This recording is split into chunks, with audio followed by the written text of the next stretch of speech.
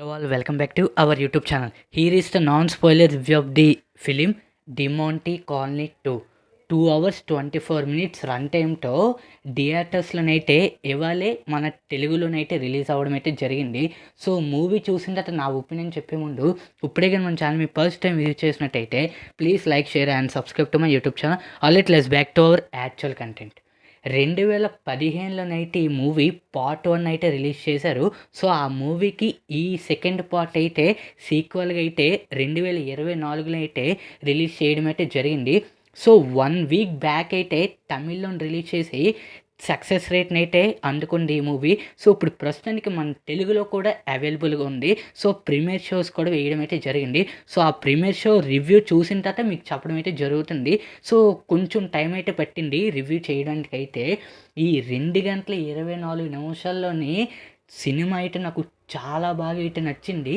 Return and director by R Ajay. హైలైట్గా అనిపించింది. Main cinematography మాత్రం నాకు హైలైట్గా అనిపించింది. మెయిన్లీ హర్రర్ విజువల్స్ అయితే నెక్స్ట్ లెవెల్ అనిపించింది. బ్యాక్గ్రౌండ్ స్కోర్ శ్యామ్ సిఎస్ గారు అయితే హైలైట్గా అనిపించారు. కానీ హైలైట్ ఓవరాల్గా ఫిలిం మాత్రం సూపర్ అనిపించింది. మీరు పార్ట్ 1 చూస్తేనే పార్ట్ 2 మాత్రం 100% అయితే మీకు అర్థమవుతుంది.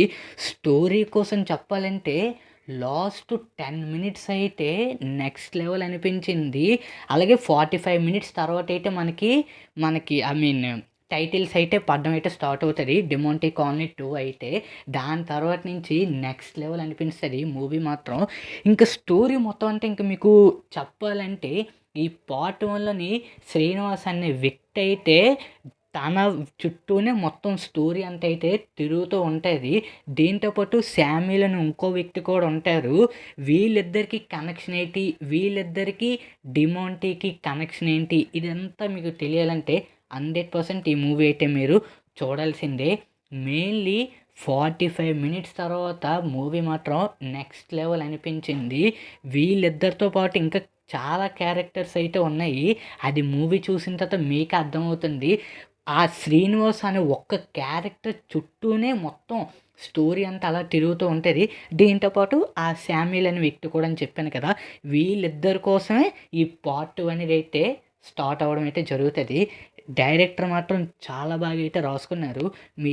ఈ మధ్యన పొలిమేర 2 ఒకటి రిలీజ్ చేశారు కదా, ఆ పొలిమేర 2లో నాకు అనిపించింది 1లోని ఎలాగైతే కొన్ని డీటెయిల్స్ అని వాళ్ళు మిస్ చేశారో, అది 2లోని ఎలాగైతే వాళ్ళ ప్రెజెంట్ చేశారో సేమ్ ఇందులో కూడా ఈ పార్ట్ 1కి పార్ట్ 2కి అయితే చాలా డిఫరెంట్ ఉంది. నాకు పార్ట్ 1 కన్నా పార్ట్ 2 మాత్రం హైలైట్గా అనిపించింది. That's all guys.